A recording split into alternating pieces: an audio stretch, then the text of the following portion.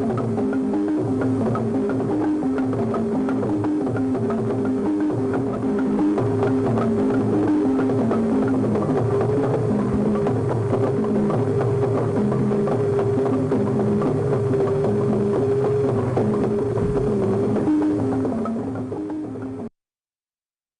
many thanks for joining us on News Hour 2. My name is Sani Abdurrahman. In this package, we'll be telling you the very latest of all that's been happening in the country and beyond. Let's start with one of the most dominant stories since last Thursday, because at least 14 people were killed and scores injured when a vehicle carrying explosives at Apiate near Borga exploded last Thursday, wiping off the farming community. Now, scores of residents have been injured, with some in critical states. A police-led investigation team is ascertaining the cause of the deadly blast, with the state vowing to ensure the prosecution of persons or entities found to have been negligent in the process. Now, government has since pledged to rebuild the destroyed houses through the State Housing Corporation. The deadly blast has also brought about discussions about explosives management and whether LI 2177 regulating the handling of such sensitive materials are being adhered to. Now, joining us for this conversation this afternoon is Dr. Braitopon Efum, a mining engineer and environmental analyst, also a lecturer with the University of Mines and Technology, UMAT, and he'll be helping us to appreciate some of these things. Thank you so much for your time, sir. Yes, thank you very much for having me. If you can mute for me.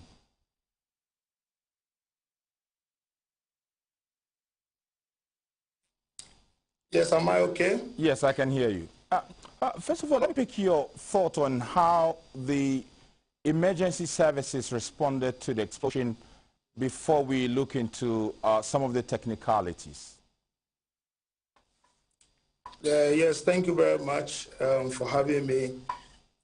My greetings to the cherished viewers and my good friends in Anya Kwanta, Mr. Michael Tete and Mr. Kujo Bobi, and also my prayers to the families and people of Apiati. I pray and I wish them well, and I pray for recovery.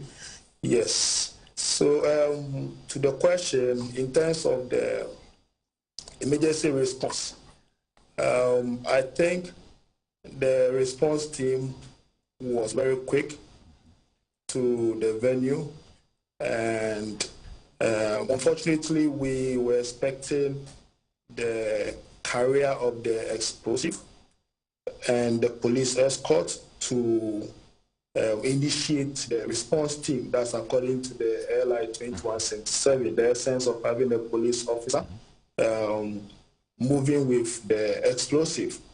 But however, the report we heard about the response and how the injured were transported to the hospital was very swift. So let's start with some of the details. How do we safely manage explosives to mitigate the risk of detonation, i.e. production, transporting, and even usage? Yes, thank you. So the LI 2167 actually entails the usage, the management, the destruction, the transportation of explosives. And actually it is, I would say, an exhaustive piece of work that was done in 2012, and is still being going through revisions. So the explosive usage itself is more important in the mining industry, because we are interested in breaking the rock or fragmenting the rock into pieces to remove the mineral of interest. We usually use or depend on the chemical explosive for this purpose. However, not every mine has got explosive manufacturing plant in the mine, so the law requires them to safely transport the explosive, and from the production side to the usage side, that's the mine site. So their operational plan, everything concerning the usage or the transportation, the distraction, everything must be assessed and approved by the chief inspector of mines. So if an explosive is being transported, it means that they might have attained such approval before they are embarking on that exercise. Well, in this instance, when the explosion began, we saw people, instead of running away, were running to the vehicles. If you can walk us through how these explosives behave, so that it will serve as a caution to people next time. We don't want to see some of these incidents, but in case it occur, how people should behave. Yes, thank you very much. So you know, the Ghanaian in us makes us more empathy to most of the things that happen around us. Like, we have a lot of emotional support, and usually when incidents happen, many people move quickly to support the injured and so on. So the Ghanaian in us, actually, we have that empathy when incidents happen. Everybody wants to support. Some people go in also to take videos and those stuff. Now, when the incident happen, or let me start from here. So explosive itself is made up of chemicals. Some are not dangerous until they are combined together. So when you combine them together, then they become an explosive. So in this case, we were transporting the chemical in the form of an explosive. Now, when it caught fire, most people would not really understand that it was an explosive, or they may not know that the vehicle that had caught fire was even an explosive vehicle. And that is the first dangerous thing that actually happened, because from the videos we all saw, the vehicle was inflamed, and therefore people moving closer will not even know whether it was an explosive. The regulation requires that the vehicle transporting the explosive be having some flag with letter E on it, indicating the explosive, will write danger in it, and all those stuff. But so far as it is covered in flame, nobody will be able to see that. So we hear story of the driver, who I believe would have been a blastman or a certified person, or what we say a competent person, was shouting on the approaching personnel or individuals that move back. But surely you and I will agree that in incidents like this, when you are present, the noise in the area, the hula baloo happening around the area, people will not even hear you when you shout. So obviously, only some few people will get saved, or could hear and adhere to the shout and to the voice of the driver.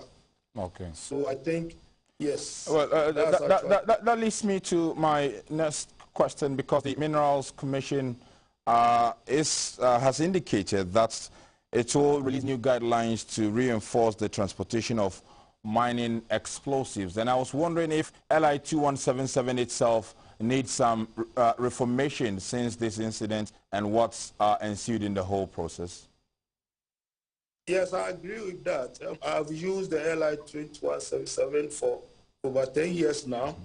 And I believe the Ghana mining industry has grown to the extent that it is important to enhance this regulation. For instance, the Chief Inspector of Mines is doubling as the Chief Inspector of Explosives, you know, and we have several mining companies now, we have several explosive companies now. So I think it is expedient for road divisions here, where we could have a Chief Inspector of Explosives who could then manage only the explosive part of the mining business.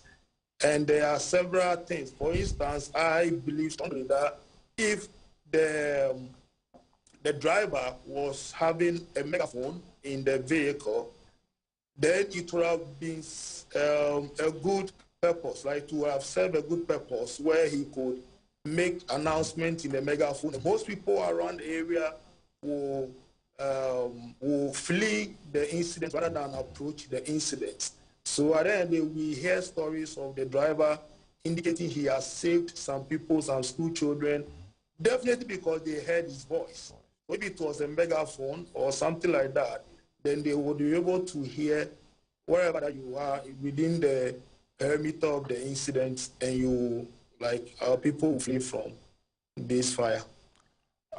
Very lastly, I was wondering, from a layman's perspective, if there will be traits of the chemicals within the affected community and what sort of scientific sweeping should be done to maybe reduce exposure to residents, even when they return fully. Yes, thank you. We are dealing with explosives. Now, we need to understand the kind of explosive that we are dealing with. There are several kinds of explosives. Some are encapsulated in metals called detonators. Those ones are very sensitive, and some too are less sensitive. We hear this truck was carrying 10 tons of ammonium nitrate fuel oil that is harmful.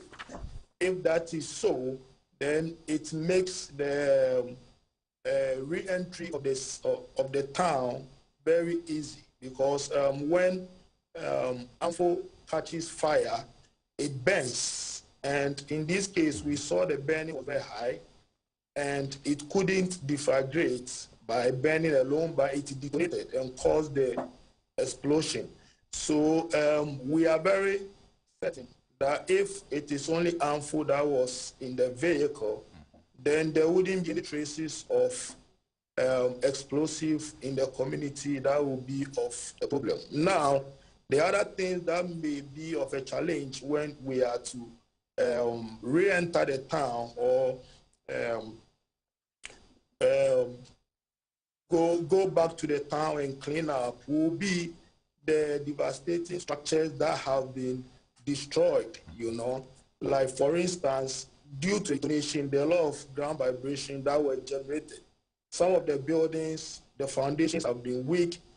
Will the nearby bridges, even on the road, survive this vibration, you know? When you look at nearby towns like the Bogosu, there are some suburb called Kukwasi that should be about 1 to 1.5 kilometers away from this ground vibration. My initial prediction of the blast indicates that the vibration in the area could rise to as high of about 100 millimeters per second. That's about 10 centimeters per second, you know. So if that vibration could sweep from the origin where the incident happened, and we could get that effect in that town or in that area of Bogosu, then you could imagine that from any structure that is in that road or on that line of transaction will surely receive the impact. So going back, surely environmental impact assessment will need to be done. Okay. I'm happy it will be easy because the ammonium nitrate fuel oil will have been exhausted, but other structures that are existing in the perimeter needs to be assessed. Dr. Bright Upon Efum is an explosives consultant and analyst, an environmental analyst, and also a lecturer, has been helping us to appreciate all that happened from the chemical point of view at Tapiati last Thursday. Let's stay a while on this issue because the Chief Executive of Minerals Commission, Mr. Mathis, he says the state is working to release new guidelines to reinforce the transportation of mining explosives to protect the public against accidents such as what happened last Thursday. Mr. Isi made this known on GBC News Current Affairs program Talking Points.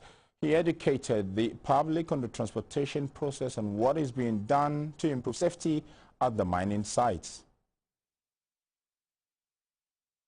In about 2 or 3 weeks, Chirano will have its own sites. So they will not have to have a situation where maximum, okay, if the what we call the shutdown is lifted, we have to transport these things again. Okay. Maybe going forward, we need to ensure that practically almost every mine they have this particular plant there so that we don't have to move them using the public route. What we have to deal with are these two that are imported. Perhaps we need to issue new guidelines to reinforce the transportation as far as the protecting the public is concerned. So we are looking at all those things, and once we finish the report and we discuss with our minister, it's too early yet, then we'll issue the necessary guidelines or directives as to how to deal with this one to provide additional security to the public. Meanwhile, the government says it is making plans to move all the displaced persons currently at the St. Michael Catholic Parish Hall to a bigger place until the resettlement project is done. The number of the persons have increased to more than 500 from the initial 300. GBC News Western Regional Correspondent Desmond Kuju is currently at the community and joins us with some updates from the town. Desmond, if you can hear me, what has been happening so far since this plan was announced by government? Yes, what is happening is that there is any likely changes from tomorrow going. The displaced persons will be relocated from the St. Michael's Parish Hall to Dumasi, a community about a kilometer from Apiate as we speak. As we got there this morning, the work department of the Municipality Valley Municipal Assembly were busy working, erecting tents for the families, as well as a hall, doing makeshift washroom sanitation facilities. So if nothing happens, we believe that within the next 3 days, the displaced persons will be relocated to the camp as efforts are being made to rebuild the destroyed settlements. This one, it's really a devastating development for the people. Has the District Assembly, otherwise NADMO, been able to provide more relief items to the affected persons since what we saw last Friday when the Vice President extended some items to them? Yes, after the Vice President or the government made a provision of 200,000 Ghana cedis, lots of relief items. Other corporate entities have also been presenting items to them. Mining companies are going for Ghana. Ghana Gas yesterday presented 2 million Ghana cedis. Melcom Group yesterday also made donations to the people. This morning, the electric company of Ghana was there to assess the electricity situation, presented 100,000 Ghana cedis. Engineers and planners were also there this morning. So with regards to relief items, there's no problem. But the only issue has to do with the trauma for people to come to understand with their situation and come to normality. We understand some of the injured have been discharged but are resistant to vacate the hospitals. How true is that? I don't have any information to that effect. Most of the victims were sent to Asada Hospital at Borga. So as we speak, there's nobody at the hospital. Everybody has been discharged. At the Pinto Government Hospital in Takwa, 31 people were admitted. As we speak now, only 17 are still in the hospital, 2 of them in critical condition. And according to the medical doctors, efforts are being made to transfer them to Ifeanyi Quanta, another hospital. And we understand the officials of the State Housing Corporation have started mapping out the community for work to begin. Can you confirm this? Yes, it's true.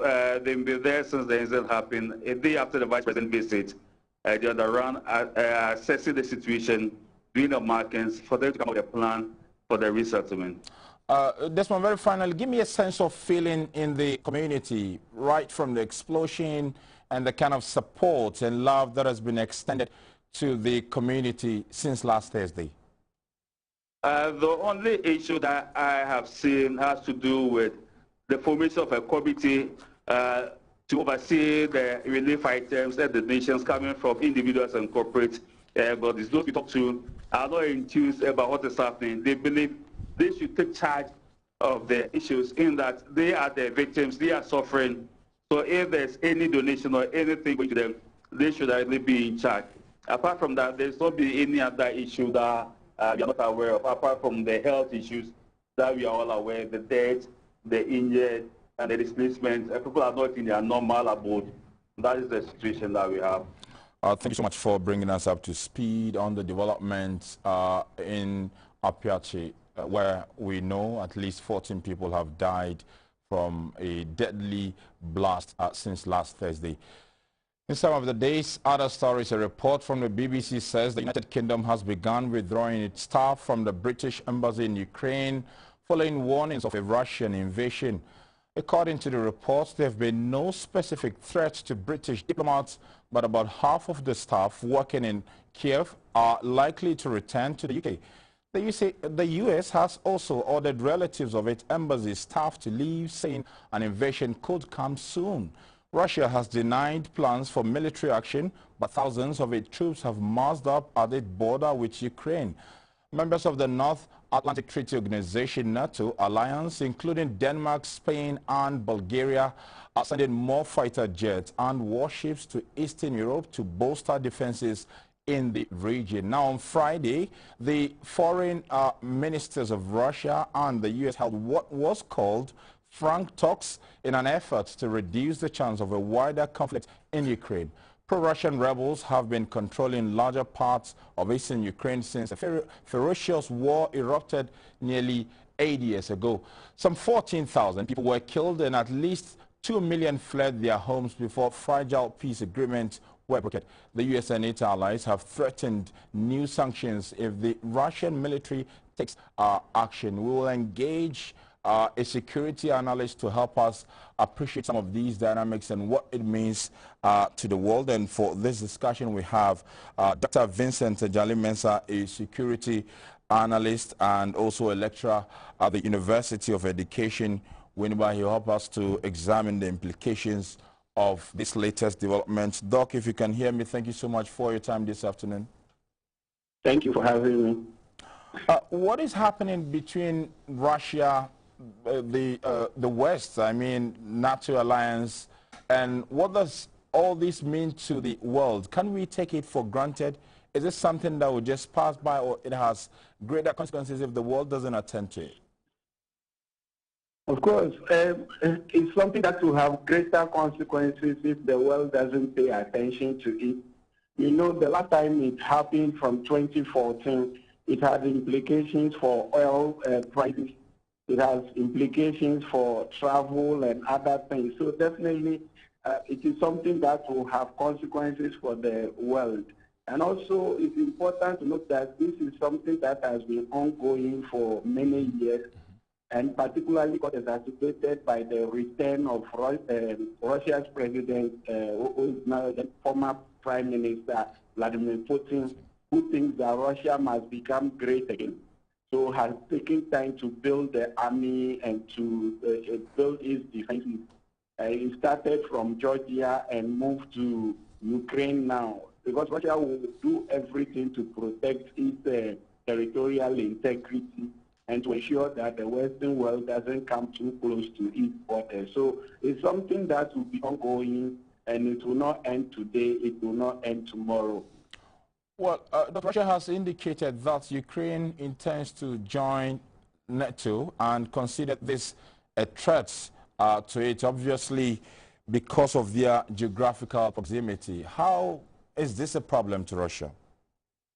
It's a big problem to Russia because if Ukraine joins NATO, it means that the buffer zone which Ukraine occupies between Russia and the NATO countries has been removed. So it means that NATO is very close to Russia's borders, and Russia is a country that will not accept that because it means that the least attack can reach the capital of Russia, and they will have to boost their defenses differently. The spying on Russia will increase more greatly. So Ukraine, unfortunately, Ukraine is one of the countries that has become a place where proxy wars will be fought.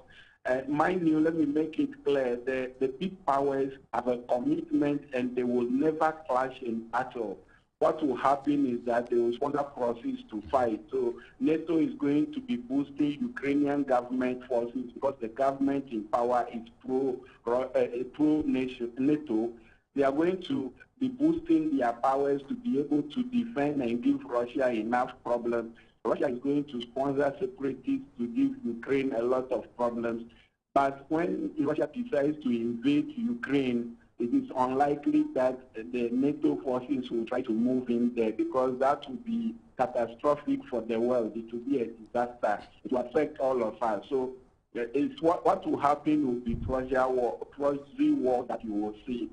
And you can see what is happening in Taiwan, Hong Kong, what China is doing. The world cannot move there because you don't want to fight a war with China. So the big powers are not going to meet in battle, at least over Ukraine. They can only impose some sanctions on Russia, and Russia is aware of that. But Russia is also careful not to just move into Ukraine so clearly like that and glaringly like that. If they consider it necessary, they will do it. Well, that leads me to my next question, because yesterday, while the Burkina Faso team was celebrating in Cameroon, at the same time there were conflicting reports from Yaoundé, where we're being told that the president has been detained. The government has come out to deny or debunk the claim. And I was wondering what is happening to the world order, where you're seeing the military or even insurgents attempting to overthrow government and so forth, just as you indicated. You see, I've always advised governments that hard security must be supported with soft security. When people are in economic conditions that they require solutions to, you don't use soldiers to guard them. It looks as if when the coup broke up in Guinea and some of us said more coups are in the offing, people didn't take us serious. African governments make a mistake of trying to think that they can hide behind democracy and the support of top military officials or security officials to abuse citizens. And we need to look at the narratives of the coup plotters or those who are making coups in West Africa these days. To listen to the Burkina Faso people, they are saying that they need a strong man with clear ideas. Now, this is a country that is facing terrorism to a huge degree. And you have African leaders in ECOWAS who are not making any effort to help the country fend off the attack. And then the government is weak against the terrorists. And all we are thinking of is ECOWAS goes to the table and talk about don't overthrow democracy, don't overthrow democracy. So just take some of these actions, because when it happens, they are the people who go to the war front, they die, they suffer. Look at the countries that are experiencing the coup d'etat. From Mali, it's a restive region, to Guinea, there is the problem is with the president. Then you come to Burkina Faso, you see what is happening in Burkina Faso. So when some of us talk, people don't listen. It's about the nature of leadership that we are witnessing in this kind of countries. And I think that African and West African leaders need to give good governance a chance. When citizens complain, when citizens demonstrate or want to express their anger, listen to what they are saying and take steps to address it. Otherwise, we'll be in this kind of situation. Unfortunately, West Africa is returning to the dark days if you choose to look at it that way. I hope that this doesn't happen again, because I just spoke to my colleague in Burkina Faso who said conditions are okay, things are calm, but they are in their homes awaiting the final announcement as to who is actually in charge. But for now, they know that the military is in charge. So these are the problems that we need to pay attention to. Doc, very finally, what would you say to our government in terms of our proximity to some of these countries and the happenings within the West African region? Well, as for Ghana, I think we have enough warning to be aware of these things.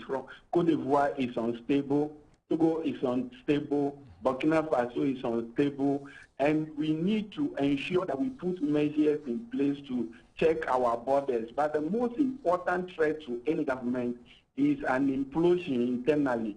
If economic conditions are bad, social conditions are bad, and you don't seem to be having solutions to them, some people make this kind of effort. I pray that this kind of thing doesn't happen in Ghana. And I think what the government can do is to put in place good governance measures, be inclusive, listen to people.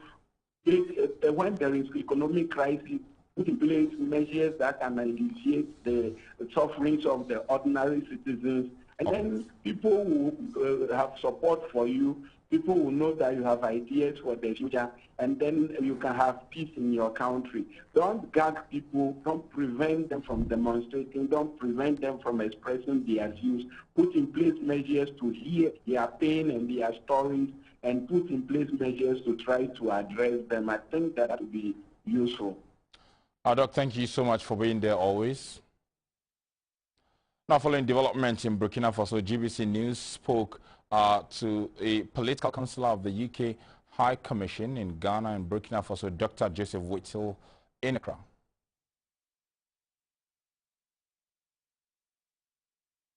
Well, I think in Burkina Faso at the moment, it's a rapidly changing situation. I think there's lots of information, so the exact facts are still to be confirmed.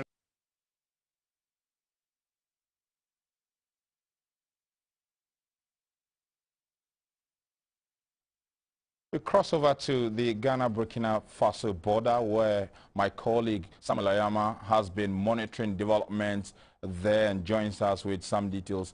Samuel, if you can hear me, what have you been gathering so far?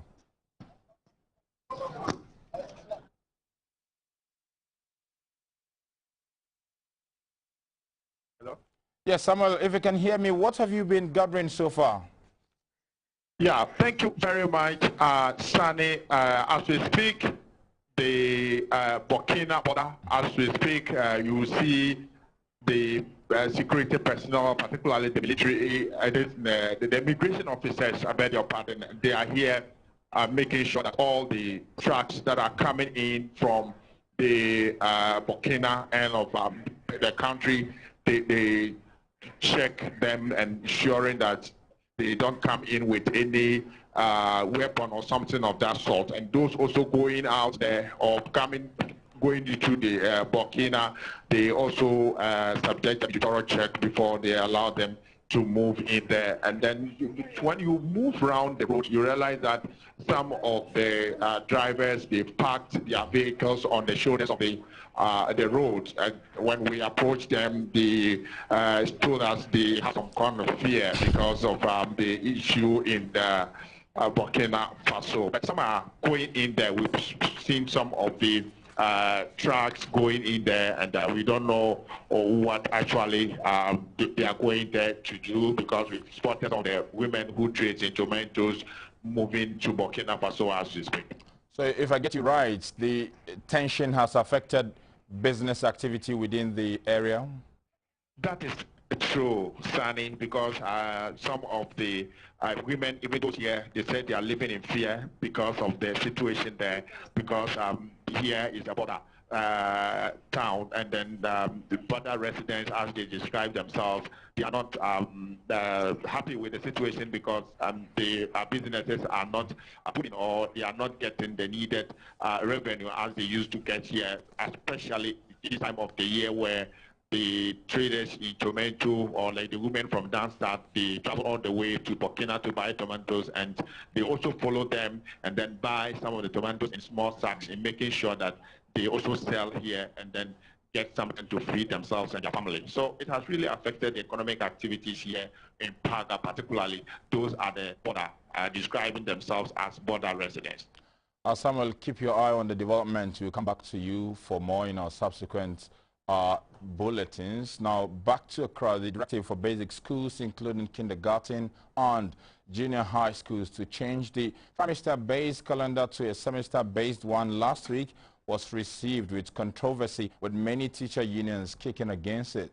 But after public backlash and opposition fronted by teacher unions, the ministry backed down.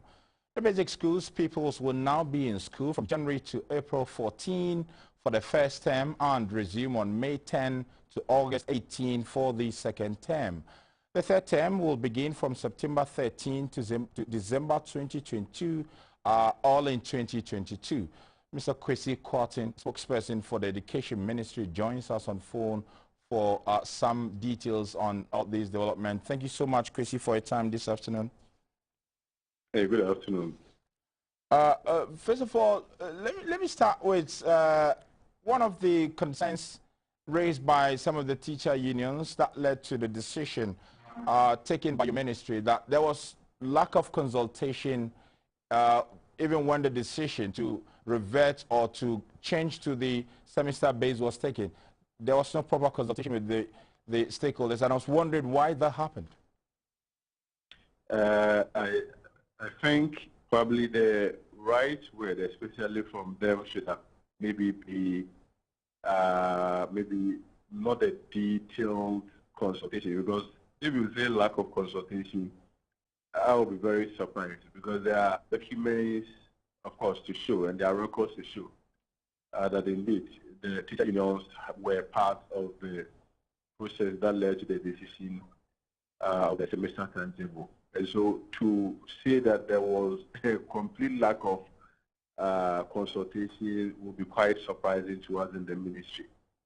So let me say on record that beyond the membership of the committee, that is the committee on schools calendar, which was set up by the minister, which was constituted by the Ghana Education Service, the Ghana TVET Service, NACA, that is the agency responsible for curriculum assessment, and of course, leadership of the CHAS, that is the Conference of First and Assistant Secondary Schools. And of course, we also had heads of PG schools. We extended invitation to the teacher unions, and for that matter, the three teacher unions. And I can't confirm. There are records to show that they participated in our engagements and meetings, and of course, their opinions were all heard. But I'm sure that after a careful review of the semester calendar, they felt that there were some outstanding issues that they needed to resolve with the ministry. And of course, they arranged a meeting with the Ghana Education Service, of which there was, let me put it, an impasse, because at the end of the day, there was no agreement in terms of whether to settle for the semester or the trimester semester. And it was at that point that the Minister for Education, Dr. Yao, said that you had to intervene to resolve the issue by, as a way of preference, allowing the teacher unions to, if you like, more or less select what they prefer in terms of the trimester system of teaching. Well, I'm not cutting you, but in your press statement, you indicated that the suspension of what you initially agreed to do was as a result of the concerns raised by the teacher unions, and you just alluded to that. Is that to suggest you will not bring back the semester-based system since the teachers have opposed it? Yeah, as of now, we reverted to the trimester system. And so far as the ministry is concerned, that is what we are going to use. But of course, in the subsequent times, if it becomes necessary for us to review our stance, we will have that extensive stakeholder engagement and consensus building, and then make a decision henceforth. But for now, the basic schools, that is from the KG level up to the JSS level, will be using the trimester system.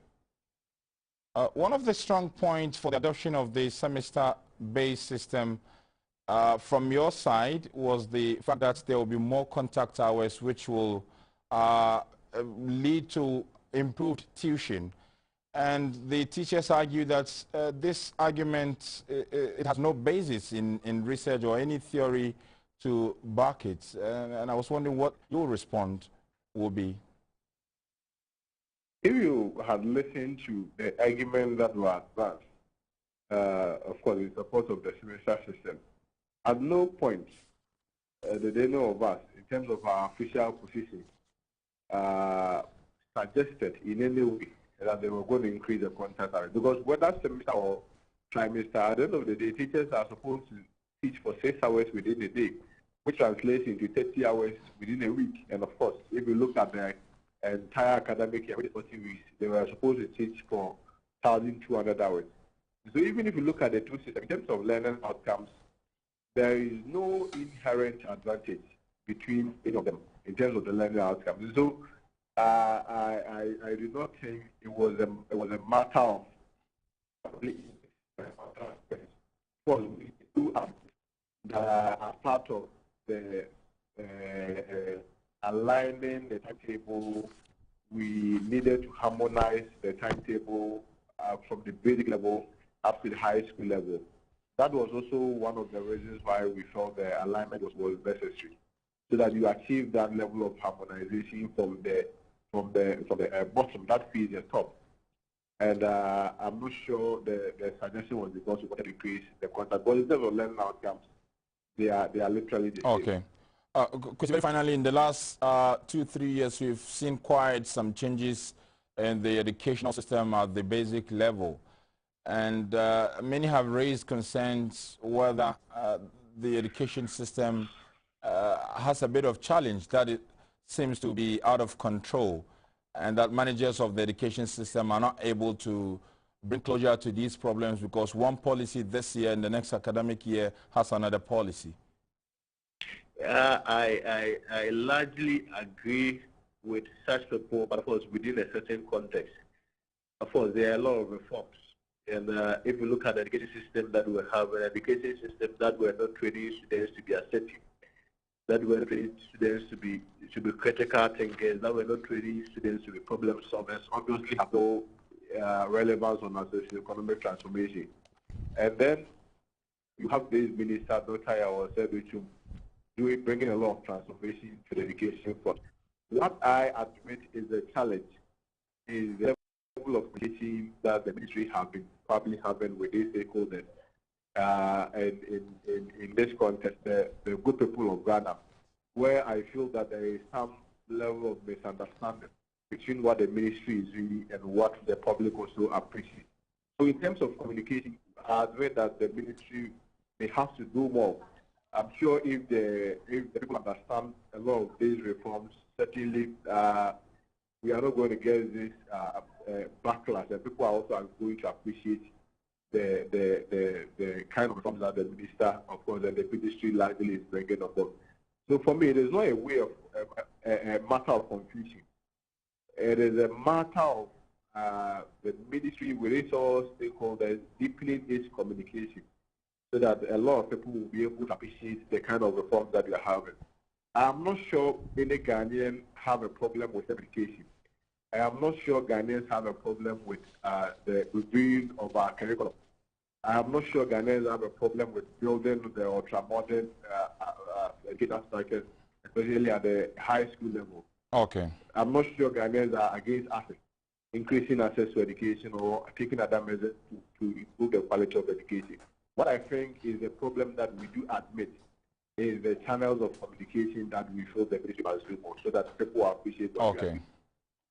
Chrissy, thank you so much for your time this afternoon. Chrissy Cotton is a spokesperson of the Education Ministry and has been helping us to understand some of the measures the ministry has taken and the concerns raised.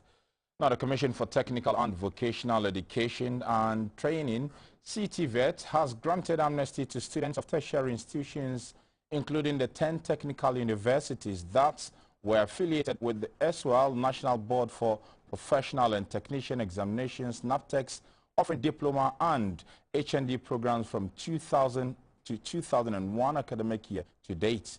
These students who were unable to complete their courses can now go back to their respective institutions to complete their programs of study towards graduation and certification. The Director General of the Commission, Dr. Fred Cheasama, announcing the decision, said the exercise will cover a period of 3 years, starting from the 2022-2023 academic year to 2024-2025 academic year. We would therefore like to announce that we are granting amnesty to give opportunity to the affected students who were supposed to have completed their courses of study at the various tertiary institutions from the year 2000-2001 academic year to date. We are encouraging the students per this amnesty to go back to their various or respective institutions and complete their programs of study towards graduation and certification. Why? Because we want people to have the skills and what it needs for them to become employable. This exercise will cover a period of 3 years. So as we are announcing it today, for the next 3 academic years, starting from 2022-2023 academic year to the 2024-2025 academic years. We are entreating all affected students once again to contact their various institutions for the detailed implementation modalities. Then also again, the Commission at this same meeting approved, this same board meeting approved with effect from the 2022-2023 academic year, students who gain admission to offer diploma and higher national diplomas at the various tertiary institutions affiliated with CTVET would have 8 years to certify all the certification requirements, including the period of regular studies. Ladies and gentlemen, TVET is designed to prepare individuals for vocation or a specialized occupation, and is so directly linked with nations' productivity and competitiveness for sustainable development to take place.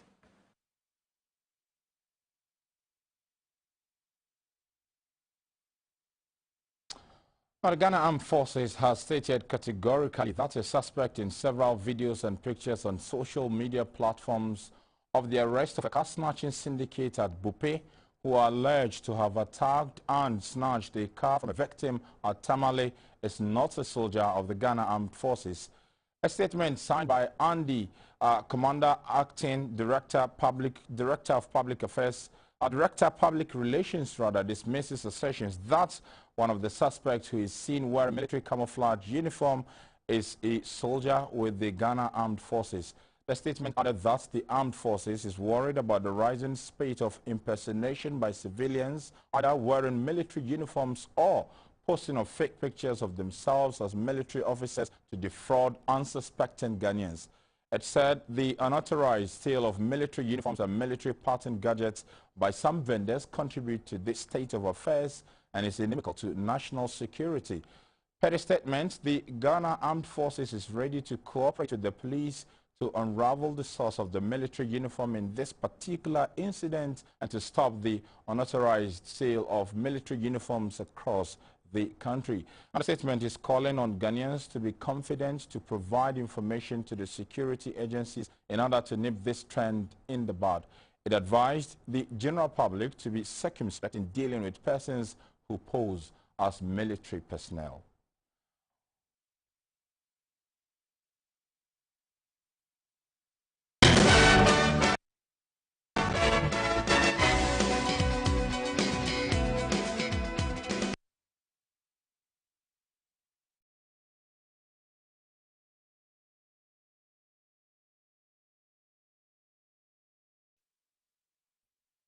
COVID-19 is real.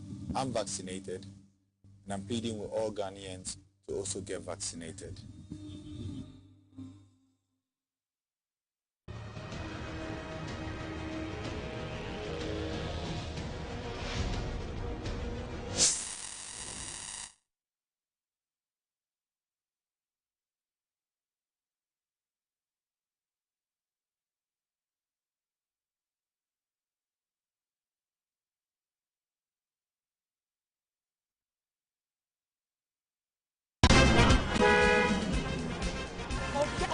Can't you see?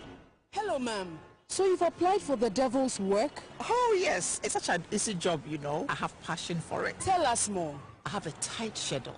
So to save time, I try to answer my calls and messages while driving. It's not risky. But sir, listen.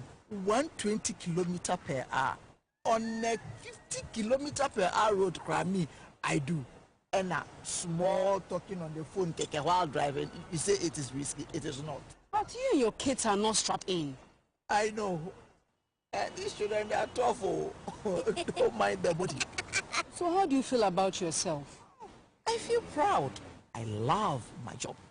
Are you sure you are not the devil? Make you not do Abonsamejuma. Stay alive. This Stay Alive campaign is brought to you by the National Road Safety Authority.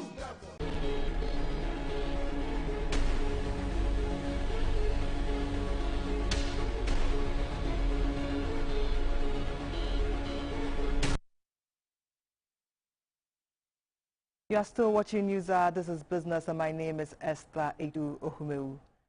The butcher strike in Bogatanga is having a ripple effect on food vendors within the Borga municipality. The strike was the culmination of the butchers' refusal to relocate to a new abattoir at Yogo, which they say is far from the livestock market and will make it difficult for them to get business. Since the strike started, some catering services in Bogatanga have complained about low patronage due to the absence of meat in their dishes. We have on the line our Upper East Regional Correspondent, Samuel Ayama, to give us more details. Good afternoon, Samuel. Good afternoon, Esther. Thank you so much for your time. How badly has the strike affected restaurants in Borga? Seriously, most of the restaurants in the Bogatanga township on Eastern Barons, they are badly affected about the strike of these butchers, because now they are complaining that if this issue is not given the needed attention or is not resolved immediately, residents in the municipality are likely to consume wholesome meat, because most of the meat they are now using for their activities now, they don't have the veterinary officers to examine the animals before they are being slaughtered. So it's an issue here that the residents and that of the caterers or the restaurant operators are battling with here. And are there discussions going on to ensure that butchers relocate to their new site?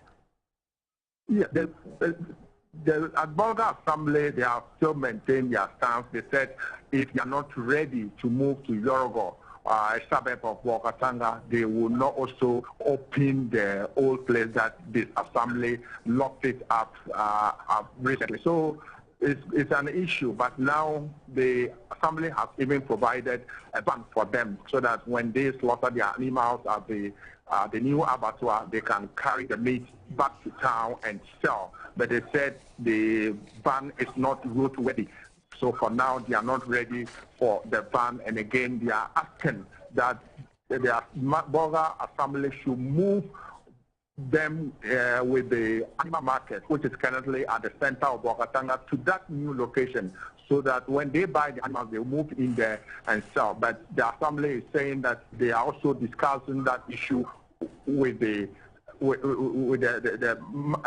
market, the animal market leaders, so that when they are able to also solve that issue, then they move them with them. But they are not ready to move them once they've not been able to contact the leadership and explain things to them, the need for them to join the butchers at the new abattoir. So the place is currently locked, but the Borga Assembly make sure they provided everything, because before this issue, the butchers signed a memorandum of understanding with the assembly that they are moving to the new site on the 1st of this month. But they are coming up with another issue again. So it's an issue that I think it should be given the needed attention. But Samuel, with what you are telling me, do you see an end to the strike anytime soon? For now, it is not something that I see an end to it, because the leadership of the Butchers Association, they are not ready to present their decision. They said they will only move if the Borga Assembly is able to move the animal market to Yorogo. And as we speak to the animal market leadership, they are not also ready to move there now, because they are also asking for some, they are making some demands. They have to provide certain things there before they will move there. And again, the assembly is still maintaining its stance that if they don't move there, they are not ready to open. And then this morning, we've seen a letter circulating. The assembly is also asking individuals, interested persons, to apply who want to become butchers and then move to the new abattoir. So the meaning they are not ready to solve the issue, but the assembly is also started recruiting new butchers who they will move them to the new abattoir in Yorogo. But Samuel, before I let you go, are there no other substitutes for meat that consumers can take over there? Yeah, for now it's only fish and maybe frozen chicken. When you move to the township, these are the meat that you are available for us. But as we speak, you won't get beef that is the cow meat or goat meat or sheep meat. You won't find it in the market as we speak because the butchers are on strike. All right, all right. Thank you so much for your time, Samuel. That was our correspondent, Samuel Ayama from the Upper East region, speaking to us about the butchers' strike. We'll have the interbank and commodity figures for the day.